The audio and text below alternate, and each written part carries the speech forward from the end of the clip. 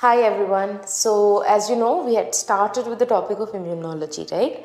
पिछले वीडियो में we discussed the types of immunity and mostly our physiological and physical processes of immunity. Today we are going to first try and understand what an antigen is and what an antibody response to it basically means. With this we will be laying the foundation to understand acquired immunity or cell-mediated and humoral immunity. So let's see what an antigen is. The word antigen is derived from the combination of two words, anti and gen. So anti stands for antibody and gen stands for generation or genesis. So any molecule or any substance that is capable of generating antibodies in your system is known as antigen. Right? So any antigen can either be self or non-self. So by self, some of our body cells naturally present antigens on them. For example, our blood cells, RBCs. Right? RBCs have A antigen, B antigen on them, as we know from ABO blood group, right? Or both A and B antigens on them. Now, because these antigens are naturally present in our body and these are self-antigens or autoantigens, our body know these antigens, they do not lead to generation of antibodies in our system, right? That is why if let's say I have AB blood group, I have both A antigen and B antigen in my system and therefore no antibody. And so I can take blood from anybody. Because even if an antigen comes into my system, I don't have any antibody to fight against it. But somebody with A blood group, right, will have antigen A in their system and therefore they will not have antibody for A, right? They will have antibody for B. So they will have anti-B antibodies, and now if I give them B blood containing RBCs or B antigen containing RBCs, क्योंकि उनके पास already anti-B antibody present है और मैंने antigen B भी डाल दिया blood के साथ, तो दोनों में there is going to be a fight and the blood will get destroyed. That is what blood transfusion or blood typing is all about. However, in Bombay, a group of scientists called Bhende et al. So et al. Stands for a group of scientists, right? The lead was Bhende, Dr. Bhende. What they found out was that there is a certain blood type जिसमें H antigen करके एक antigen होता है जो हमारे blood में present होती है. The H antigen is usually universally present. That is why when we do ABO blood grouping or RH blood grouping, we don't take H into consideration because H is a universally present blood antigen in almost all bloods. But there was a blood found which had no H antigen, no A antigen, no B antigen. So it was completely negative for all three major antigens. And therefore this blood group was called the Bombay blood group. Now this is a difficult blood group because even if it is easy to match these, finding blood with no H in it is a problem, because if you don't have H antigen in your body will obviously produce H antibody, right? And therefore you cannot ever take a blood which has H antigen in it. So the self, non-self, what I'm trying to say in respect to immunity is that the self only pertains to what you have in your body, not what is common in the human population. So if you have A blood group, you don't have antibody A. But you have antibody B, you have antibody H if you don't have it, right? So therefore whatever is yours inside your system and has antigen presenting to it, they are your self antigens. Anything else is a non-self antigen. So somebody who has A blood group, for them the B antigen is a non-self antigen, okay, and will cause immunogenicity. The ability of an antigen to trigger an immune response is known as its immunogenic capacity or its immunogenicity. A stronger an antigen is, the better its immunogenic capacity. Now, how do they cause this immunogenicity in us? Every antigen has something which is known as an antigenic determinant. So they have a, let's say, amino acid sequence. For example, in bacteria, the cell wall, in most cases. These are known as epitopes. So these are what your body identifies as non-self. So this does not belong to me. उस identification factor को antigenic determinant कहा जाता है. Now, antigens based on how they function, whether they function alone or in conjugation with somebody else, we have complete antigens. So complete antigens are enough to trigger immunogenicity by themselves. Whereas haptens are partial antigens. They need some other larger molecule to cause immunogenicity in your system. Now, once the antigen is in your system, how will your body know? So the moment the epitopes are present in your system, excuse me, the epitopes are, so obviously it's non-self. The moment it's non-self, your physiological and physical processes will start attacking it. So things like macrophages will start doing phagocytosis. When they will do phagocytosis, they will break these epitopes and present it on their cell surface. Right? So it's like a macrophage goes in, attacks the antigen, breaks the determinants, जिसको देख के बाकी cells को पता चलेगा कि ठीक है ये foreign है, and then they present it on their cell surface. It's like saying if a terrorist comes in, our defense will go and figure out who the terrorist is, take pictures of it and post it on the walls of the city so that if we find that man, we will know, okay, this is a problematic person. It's something like that, right? So such cells which help in doing this, which help in branding the non-self antigens or the antigenic epitopes are known as antigen presenting cells. Three basic, very common antigen presenting cells that we have in our system are macrophages, as we have already discussed. They phagocytose. When they phagocytose, they make up sections of the epitope and present it on their surface. Okay? Dendritic cells, they have nothing to do with neurons.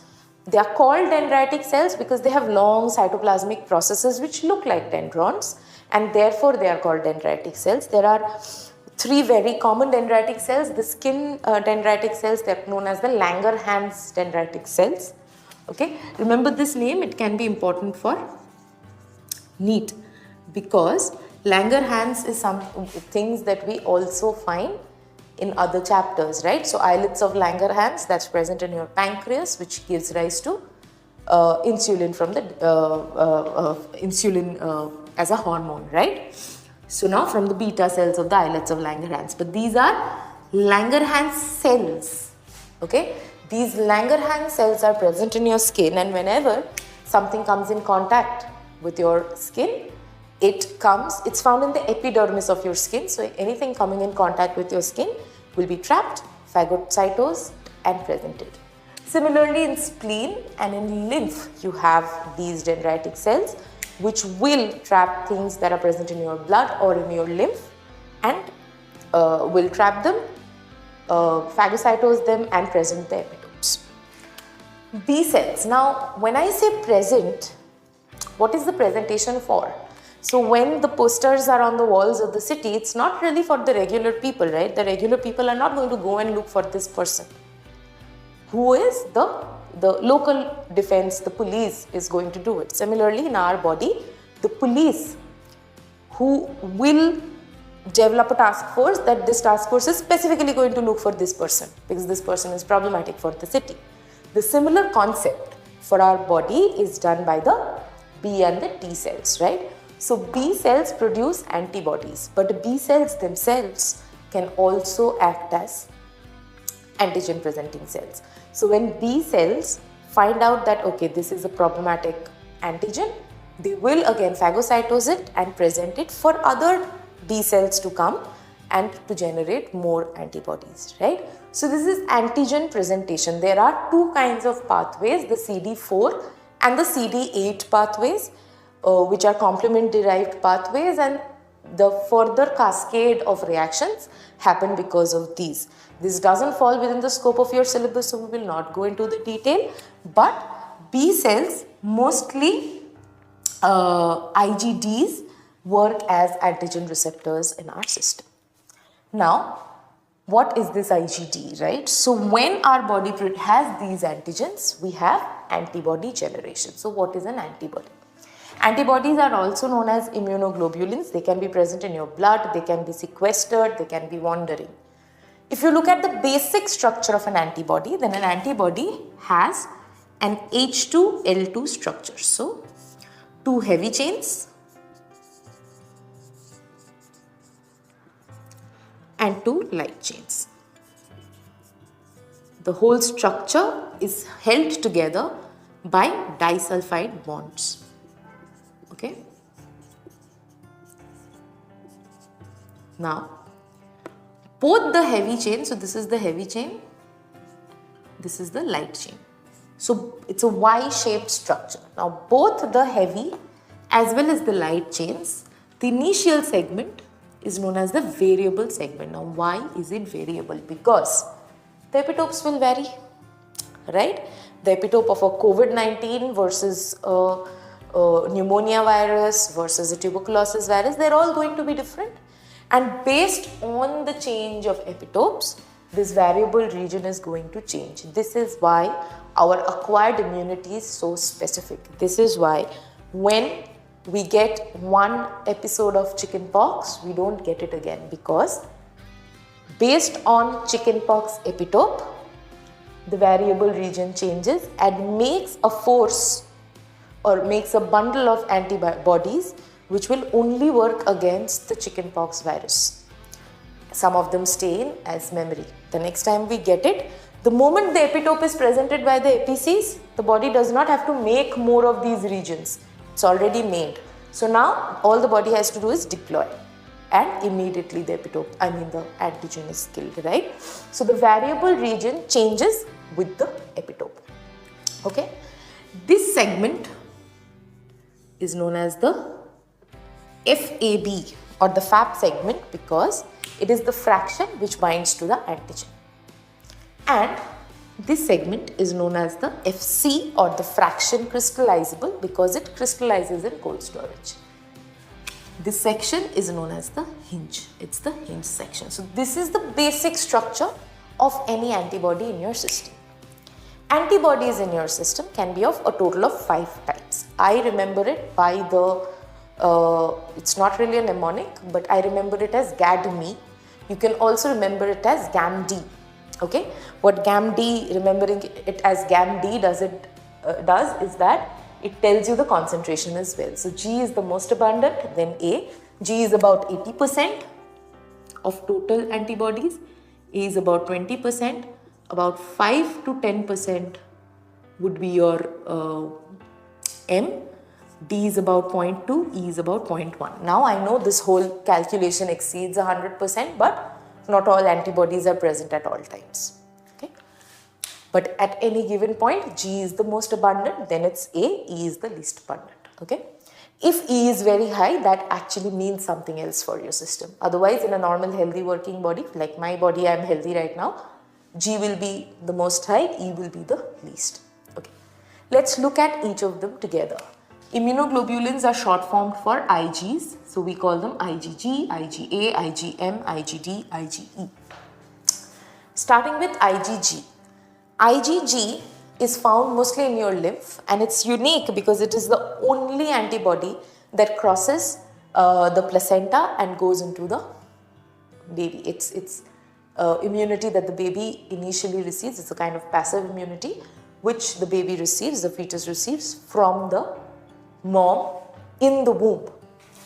Its work is to mostly help in complement activation. So you remember the complement system, it's kind of a communication system between your acquired and your innate immune system.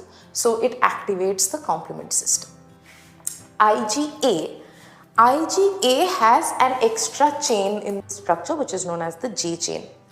The J chain, what it does is that it has the ability to secrete an extra protein which is known as the secretory protein. Therefore, IgA is mostly found in all of your body secretions. So your saliva, your tears, your mucus, your sweat, even the colostrum, the breast milk. That is why the colostrum is so important for a newborn baby, because the colostrum is the first dose of immunity when the baby comes into this world and he receives IgA from the mother's milk. Coming to IgM, again mostly sequestered in the lymph. It is also the first Igs that are secreted by the B cell. So when the B cell will come across an epitope, it will release IgM. Okay, and it is also one of the oldest immunoglobulins known evolutionarily. It is the first to get formed in fetuses. So fetuses also form their own immune system, right? Start developing their immune system. IgM is the first that is formed. IgM is also way more powerful in destroying an antigen as compared to IgG. Okay, IgD. IgDs are only found on the surface of the B cells, and they mostly work as antigen receptors or antigen presenters, as I already told you. Now E is important. Why did I say that at any given time in a healthy body, G should be highest, E should be least? If E is more, that usually means something else. What does it mean? E is associated with your mast cells, with your basophils, which are known for secreting histamine, correct? So IgE is also known as the mediator for allergic responses. So IgE works in case of hypersensitivity. So if you have a allergy response going on in your system, then your blood report will obviously show more IgE. For parasitic worm infections as well, for anaphylaxis is a very advanced stage of an hypersensitive or an allergic condition, right? In all of these cases, IgE is more because they hyperactivate the mast cells and help in the release of extra histamine in your system. So these are your antigens and your antibodies, but how do they work? How does an antibody kill an antigen? That's known as the antigen-antibody response, and when the Y of the antibody binds with the epitope of the antigen, it's known as the antigen-antibody complex. Once antigen-antibody start binding, the first thing that happens is agglutination, which means clumping. So the cells will clump together. Okay? Once clumped, opsonization. So this whole thing is going to get covered by antibodies. So the whole cell or the cell clump is going to get covered by antibodies for better recognition, right? Once adherence or opsonization is done, precipitation happens. So what is precipitation? The phagocytosis will start to happen, right? So all of these, once it has been coated by antibodies, all of the macrophages and the neutrophils will come, the NK cells will come and will start phagocytosing it. Similarly, if it is a soluble antigen, then the soluble antigen will precipitate itself, okay, hence called precipitation. Then neutralization happens. So once phagocytosis has happened, obviously the antigen is blocked from binding to its antigen receptor in your body, right? So it will not be able to bind to the antigen receptor, and therefore that's called blocking. Once that is done, lysis, which actually in Greek means dissolution. So once phagocytosis is done, the cell or the membrane, plasma membrane of the antigen is going to get dissolved, is dissoluted, and there is going to be rupture of the cell and the cell is going to die, and that's how the antigen will die, right? So it happens in the state of agglutinization, opsonization, precipitation, neutralization, lysis, and end of the antigen in your system. I hope this much was clear. Moving on, we would try and understand the difference between active and passive immunity, as well as what acquired immunity, how it actually works, and all of that. We have a lot more to do in immunity, so see you in the next video. Thank you.